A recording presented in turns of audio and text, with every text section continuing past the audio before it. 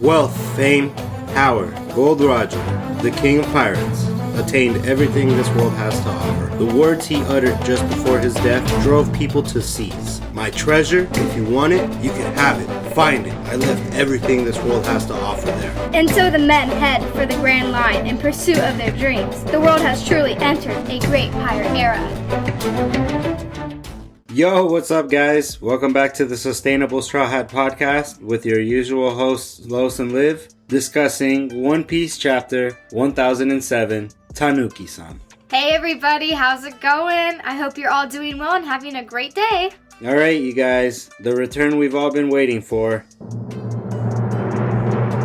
Caesar Clown. Yes, our favorite clown of the One Piece universe highlights this week's cover art as he seems to be exchanging gas balloons for food from baby penguins. I know there's a compassionate side to him, but he's just really sick in the head most of the time. He's most likely taking shelter and laying low, but I'm wondering if someone will happen to cross Caesar's way, because no matter where he goes, he seems to have the worst luck with people. Here's Caesar just at his, day job, blowing up balloons for all these penguins. And I like how each of them have a different hat. We have, the headphones and I guess the army helmet, cowboy hat, beanie, baseball cap. And then a straw hat too. Yep, and then a straw hat.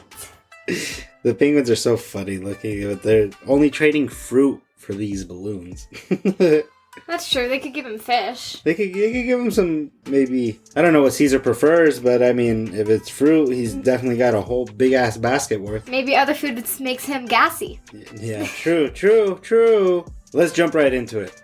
Enter live floor. Everyone lays in shock due to Hyogoro's underestimated strength as he lays waste to most of the Oniwabanshu and the Mimawari Gumi captains. Daikoku and Kazekage from the Ninja Corps are beaten down, as well as Commander Hote of the Samurai Corps, who tried to test Old Man Hyo at the end of the last chapter. Kaido's subordinates give credit where it's due to the strength of the samurai. So this is the legendary power of Hyogoro the Flower? Scratchman Apu draws some sweat from first-hand viewing someone use the Ice Oni virus to their advantage. Drake also confirms his suspicions of the samurai's strength as well. Now I see why the rest of the world fears Wano. I'm surprised Drake is saying this about Hyogoro because he's been by Kaido's side and obviously isn't surprised by his strength, but he fears Hyogoro of Wano rather than Kaido. Is that because he's not from Wano? I think it's kind of, because it's a foreign kind of aspect to him, that he really didn't know how formidable the samurai could actually be, because remember when Admiral Sakazuki, he even said, don't underestimate the strength of the samurai. He knows just how strong they are. He either has some intelligence of their strength, or he's been to Wano himself. So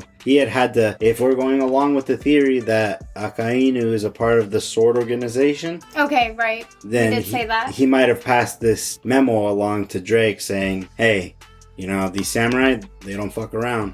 Yatape prepares to bring down his master Hyogoro, but still hesitates due to emotion. Hyo is fully prepared for what's in store for him. Same as Omasa, the Yudon Yakuza leader, is turning back into rage mode as well. But Tsunagoro, Hakumai Yakuza leader, is in sync with Yatape, prepared for the worst and ready to hack off Omasa's head as well. Ocho, leader of Ringo, can't bear to witness her companion's hardship and turns away in tears. I can't blame him. He's like a father to us.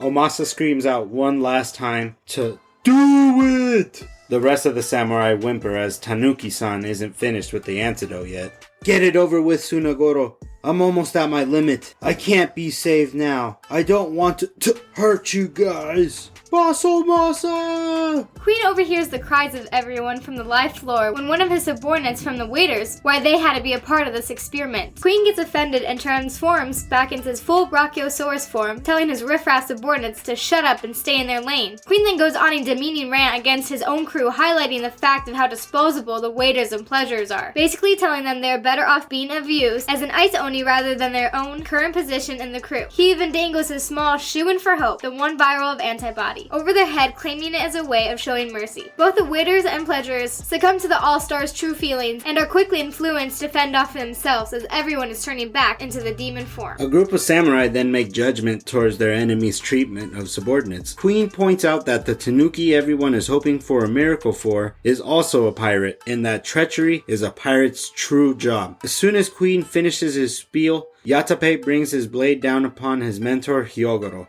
But then everyone's favorite samurai reindeer halts the decapitating blow. Chopper immediately proceeds to pour the antibody into Hyogoro and makes it just in time. All the samurai cheer for Tanuki-san! And so are we! Woo! Yay! No more wasting time with the virus. It only took him 9 chapters to do so, but no one else there in Onigashima would have been able to save everyone. Truly a lifesaver that I would comfortably rely on. For sure, I wish Dr. Chopper was my doctor. I would trust him 1000%. I'd see him every day. I'd be like, anything you tell me, I will do. If I am not eating something, if I need to take this vitamin, I will do it as long as Dr. Chopper tells me to. That's right, only his prescriptions. Dr. Tanuki explains to Hyogoro that his body will warm, causing him some pain and side effect, but states he will be just fine. Dr. Chopper then orders Miyagi and Tristan to bust out the cannon. Yeah, that's right. Chopper said, "Bring out the cannon, bitch." He's not playing around no more. He's just going to have to cut his losses and wipe everyone else out with the cannon because he just used the only antibody on Old Man Hyo. Boom! Chopper Phage Nebulizer, which is a fancy name for his bacterial cleansing gas that covers the entire live floor. Oh no. We had no doubts Chopper wouldn't make it on time. This did drag a little long to get to the point of this chapter because we had a lot of dialogue of crying between, Hyogoro subordinates and Queen and the pledgers. Queen notices the tiny savior and questions how the hell did a second-rate pirate acquire such medical expertise. Chopper explains to him that he's been training for a very long time. Referring to the time skip right when he was in South Blue. Of course. Go Chopper with his new improved antibody release technique. Of course, it's the shape of the Tanuki, which I love. Chopper was expected to come out with some sort of fume type cure because, like he said, there was no way he could give a shot to everybody. Exactly. He said there's no way he could, there's tens of thousands of people there. There's no way he could administer a shot to everybody individually, so he just made a big ass general blast. I wonder if we're gonna see next chapter like a panel of like somebody else hearing the big boom from his explosion of his antibody. Yeah, Frankie was like, damn, what was that big ass boom just now? Or everybody on the rooftop. That would be really cool if they heard that on the rooftop. Yeah, we just see Zora like, huh? I just see a big ass chopper face down there. No, that would be cool if, someone peeks over the hole. The hole has to play a part again. They look over and they just see Chopper's face and they're like, nothing to worry about. Queen still questions why save the enemy and cure the beast pirates. So I analyzed the virus and synthesized my own counter-virus based on your methods. It's your foul virus against mine. Chopper passionately counters the plague with his own views of biological warfare. This means the cure is inhalable so everyone can be treated simultaneously. Viruses shouldn't be weaponized. You're bound to lose control of them eventually. I totally agree and love Chopper for his passion and not allowing diseases to be a weapon because it's no joke and I'm glad he takes that seriously. And also to save everyone, friend or foe, that's what a true doctor does. That is damn straight, cold hard facts from the doctor himself. Bring out Chopper's Doctor of the Year, of the Month, of the Lifetime Award. Thank you. Somebody's got to give him the actual Nobel Peace Prize. Just give it to Oda at the very least. I agree. Let's all make a petition right now and sign it. The link will be in the show notes. Queen feels like he's heard enough. I'm not gonna listen to a lecture from a Tanuki. Who the hell do you think I am? So he fires off his SMG rounds from his mouth towards the doctor, but is then shielded by the pledgers. Tanuki-san, watch out! The pledgers claim they'll do anything to support their savior and stand in the way of their ex-boss. Chopper is able to rally everyone behind him while Marco sneaks in to detain the long-necked all-star and tells Chopper to give it his best shot. Chopper thanks Marco for the opportunity and chews a rumble ball to transform into his monster point to slap the stupid off of Queen's face. I'm not a fucking Tanuki! Hell yeah, monster point! Boom! I can hear Chopper roaring. He's fucking pissed off. He's like, I'm a fucking reindeer, god damn it. This is so exciting. Chopper is now getting in on the action right away after producing the cure. Okay, first, his doctoral prowess. He came in and saved tens of thousands of people and then transformed into a big-ass reindeer and bitch slapped a dinosaur, and now he's just the highlight of the chapter. Tanuki-san. This is the highlight of the chapter. And I love the panel right after of everyone's faces feeling guilt for at some point calling Chopper a Tanuki. I love when Oda draws people's reactions. And for those of you, your first time hearing the word, a Tanuki is a raccoon dog and Chopper is reindeer. Mom, just so you know what a Tanuki is. A Tanuki. The only person who probably doesn't know. Everyone embarrassingly apologizes to their savior following the start to the next pay-per-view kaiju fight. Fuck that Kong versus Godzilla shit. I'm all about this Chopper versus Queen. Give me 5 more chapters of that, Oda. No, in all seriousness, I don't think this will stay a one-on-one, and that this might be one of the few direct blows Chopper might land on any big-name pirates. Hopefully, we stay with this team-up, Drake and Chopper, with the Yakuza, along with the new acquired allies from the enemy side, versus Apu and Queen. And King. And King, yes, I forgot about him. Marco is there too. Right? And then who just walked in the damn door? Pedophile?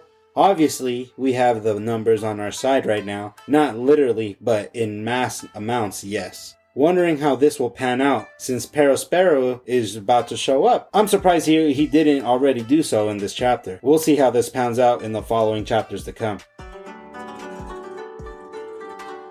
Somewhere in the right brain tower interior, we find Yamato and Shinobu making a run for it, to who knows where. And here you go, Los. You asked last week if Momo feels okay in there. He heard you. Come on, Oda. Yamato checks in with her master Momonosuke, and he is sulking in self-pity since he feels pressured to give expectations during the raid. Everyone is expecting so much from me, but I'm a weak, pathetic, spoiled fool. I really hate being like this. Momonosuke-sama, you're a splendid young man. Huh? Shinobu then calls Momo a brave man, but it triggers him into transforming into his dragon form inside Yamato's clothing. This reveals his devil fruit to both Shinobu and Yamato. What? An eel? It's so funny, Momo bursting out of Yamato's clothes. It looks like he's coming out of her stomach. It's It does, yeah, like it's like a beam shooting out of her chest. Like she just turned into Kabuto from Naruto, like she's in her sage form right now. Momonosuke-sama! Shinobu has the funniest face right here. She's just like, oh? It looks like a biscuit.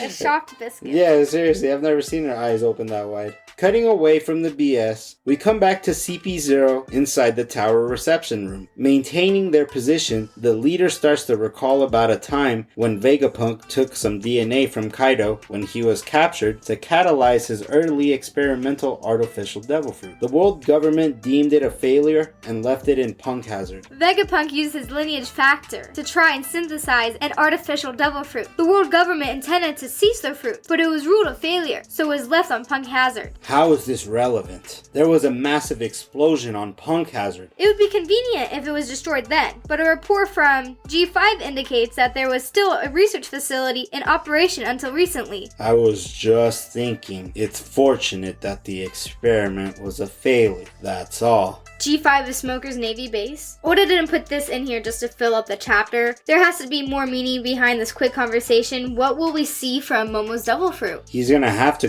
grow into a mini Kaido at some day. He now possesses that dragon fruit, but we don't know if he gets all like the powers with it too, because it was deemed a failure and we only know that it's able to transform into the dragon so far. We don't know his model, do we? No, there's actually no, I don't think there's ever been a proper like title for his devil fruit. It was just because it's a fake one. Yeah, he just ate a smile technically, but like one of the very first experimental like prototypes of the smiles. So it's technically, yeah, he ate a devil fruit, but like an early prototype of an artificial one. Right, so there has to be some sort of mishaps, or there has to be some symptoms, right? Or something, because this has more meaning to it behind it. Like what's so special about Momo's devil fruit? I know that it's artificial, but there has to be something Oda's on the lines hinting at something else.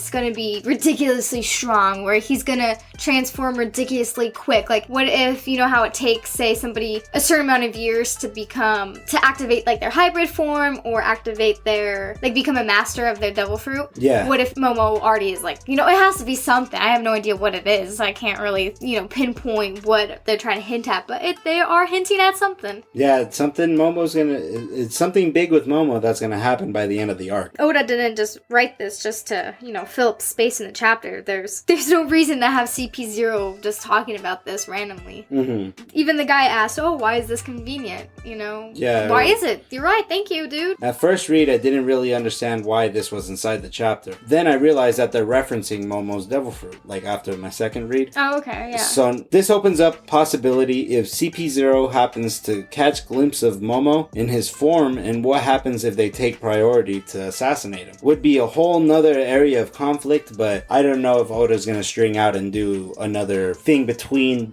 the CP0 and anybody else that's actually fighting in Onigashima. They would target Momo because he ate an artificial devil fruit, or because he ate that specific one, or because he's the shogun of Wano. Well, all the above. Yeah, all the above, seeing as how the CP0 member doesn't have a concerned look on his face, but he brought this up for some reason, and it's something in the back of his head that kind of just bugs him, and it's a thorn on his side to just be like, fuck, man, I really hope that fruit is just, like, burned up. And is that just one single fruit? Like, is it that big of a deal? I don't really get it. Alright, we'll see what happens. We'll see. Final scene of the chapter. Inside the storeroom, the scabbards laid in waste. They are now conscious and patched up. No one knows who treated their wounds, but Kawamatsu says he vaguely remembers a familiar face, but he thought it was a dream. Who treated our wounds? I don't know. I vaguely remember catching a glimpse of a familiar face, but had it be a dream? There's just no way it was real. Luffy don't know. He stepped up to fight Kaido and our steed, but the rest of the island is still at war. Let's go. We still have some fight left in us. Kinemon then grasps the current situation of the rooftop and the live floor, and says they will have to use the last of their will to fight towards helping their allies on the live floor. Suddenly, a mysterious figure opens the sliding door in silhouette. You guys look like you've taken a beating. Shockingly, Odin-sama makes an appearance. What?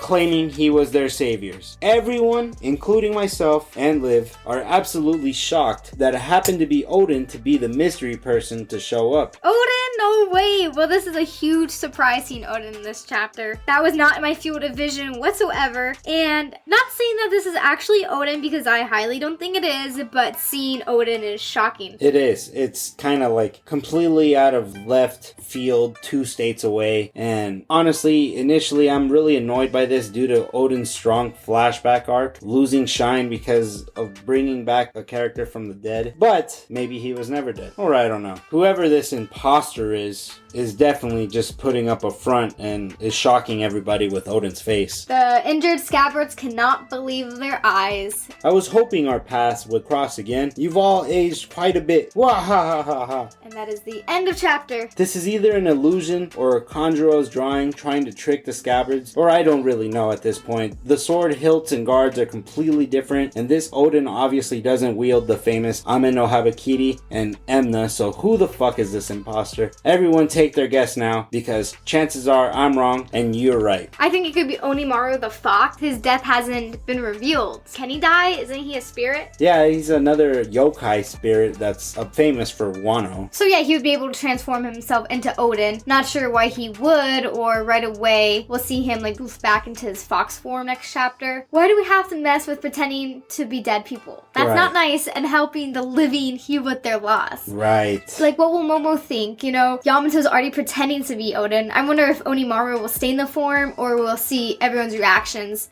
seeing Odin, but I actually hope not. I hope it just stays right there, yeah. And I don't think Toki and Odin jumped forward together. His death meant a lot to the story, how you said, and other characters' development and passion. Plus, like you said, also, he's carrying swords that aren't his, and you gotta pay attention to those small details. We could say, so the main Nomi fruit, the clone fruit, which Bon Clay has, he would have to touch Odin to transform into him, and he's still locked up unfairly in Empel Down with my boy Dofi.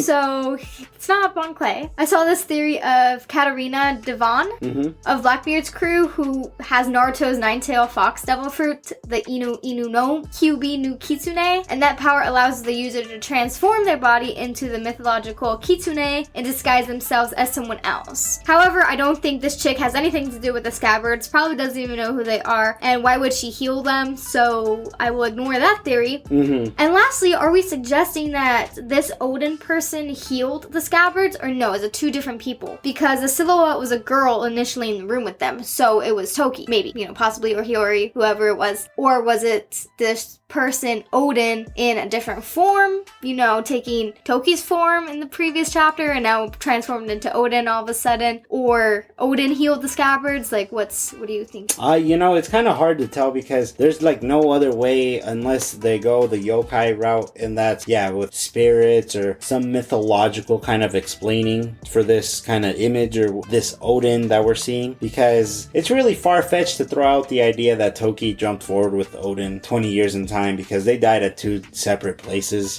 and I know Toki can go forward in time, but Toki died after Odin. Right. Because Odin was boiling in the tub, yes. And then everybody ran away and grabbed everybody in Curie region, and that's when they set the Curie castle into flame. So it doesn't make any sense because Toki's not allowed to go back in time. She could only push forward. And there's a theory that, yes, Odin see forward into the next 20 years or something that I have read back in one of the previous chapters, but I think it's just as in a will kind of context, like your scabbards will see the dawn of the new Wano, the Wano borders will be opened, but through the scabbards, not through Odin literally himself. Yeah, no, I don't think it is Odin. And I like the theory about being one of Konjuro's drawings. Only thing is, why would he help them now? He already screwed them over. And I understand if he feels, some sort of guilt. He was like their friend for such a long time, and this is, him repaying it back, but why draw Odin? Yeah. That kind of... You're still kind of like messing with their head. Yeah, exactly. Or you're screwing with them even further. Like, say what if Toki or Hiyori or whoever the mystery woman is healed them, left for some reason, and then Odin's just coming now in, but say this Odin's gonna start fighting them. I don't think that's gonna happen, but... Yeah, no... if it was Konjuro, he's not gonna be a friend anymore. Yeah, no, they're not. They're gonna ostracize him anyway. They're not gonna let him join back in. They're gonna be like, you're a fucking Korozumi, dude. You're... As soon as I see you, you're gonna get killed. I'm gonna kill you. You're a traitor. It's on site, dude. Like, seriously, you're catching all the smoke from all 9 of us now, and if you're still not dead from before,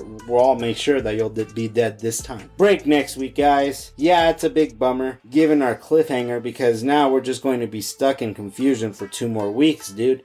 Next chapter, I want to see Perospero come into play in the live floor, or I want to finally see Kaido's hybrid form before Act 3 ends, because I can feel it coming soon, Liv. I can feel it. Yeah, I forgot. That's been a long time we haven't seen Kaido or the rooftop, it feels like. And this chapter is a great chapter. We got to see so much of Chopper. We praise him, and, smacking Queen. That was awesome. It was awesome. And then this, all of a sudden, surprise Odin. Like, this doesn't even make sense.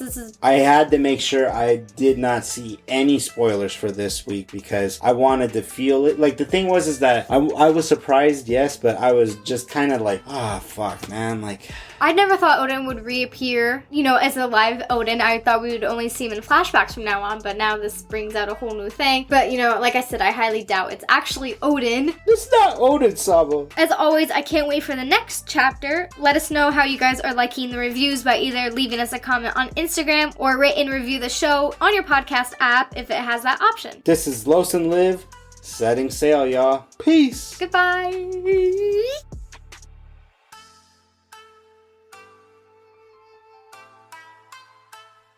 ルフィは海賊王になる男だ。